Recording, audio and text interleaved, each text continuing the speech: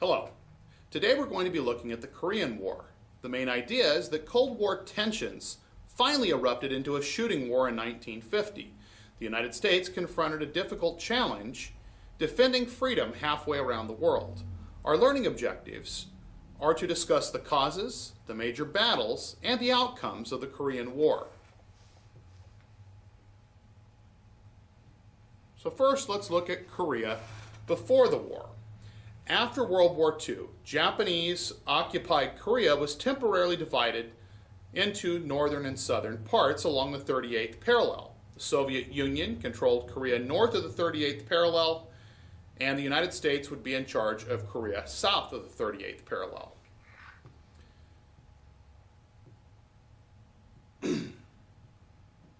North Korea invaded South Korea on June 25, 1950. Most leaders in the United States were surprised by this attack.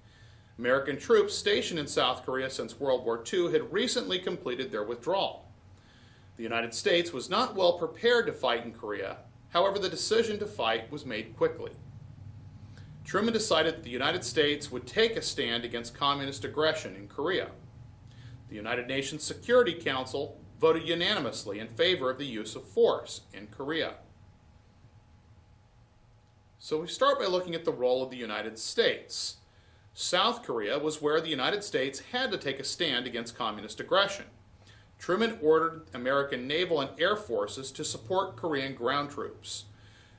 Truman asked the United Nations to approve the use of force to stop the North Korean invasion. Now we look at the role of the United Nations.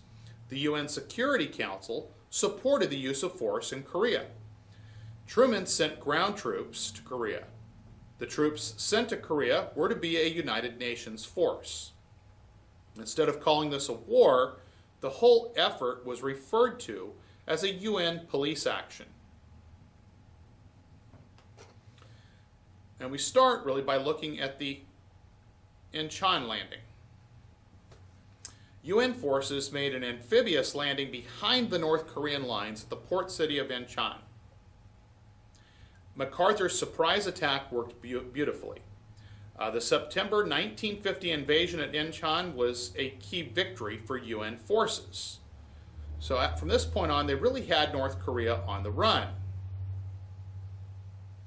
Offensives from Incheon and Pusan resulted in the destruction or surrender of huge numbers of Korean troops.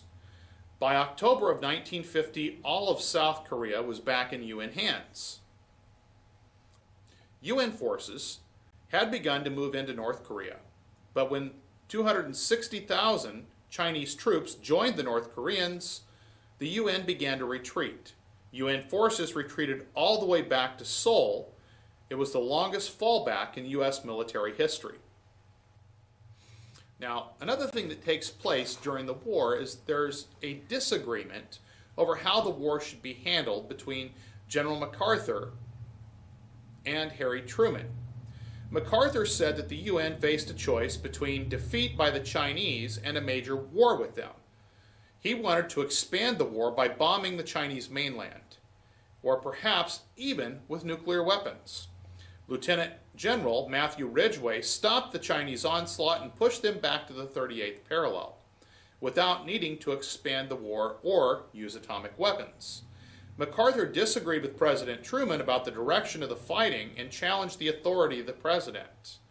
Truman fired MacArthur. Many Americans were outraged at the firing of MacArthur. Negotiating for peace. In July of 1951, peace talks began. One major obstacle was the location of the boundary between the Koreas. Meanwhile, battles such as Bloody Ridge and Heartbreak Ridge continued, inflicting heavy casualties on both sides. In October of 1951, peace talks stalled over prisoners of war. Negotiators in Panmunjom continued to argue over the details of a peace agreement throughout 1952. The fighting ends in Korea. Now we look at the events of 1953. In 1952, Dwight D. Eisenhower who had promised to end the war, was elected president. Now, this is the same Eisenhower who was the supreme Allied commander during World War II and had planned and overseen Operation Overlord, the D-Day invasion of the beaches of Normandy in France. So he, of course, was a war hero. Fighting remained deadly in the final 2 months of the war. UN forces lost 57,000 men, and the communists lost 100,000. An armistice agreement was finally reached on July 27, 1953. The Korean War left the map of Korea looking much as it had in 1950. The human costs, though, were huge.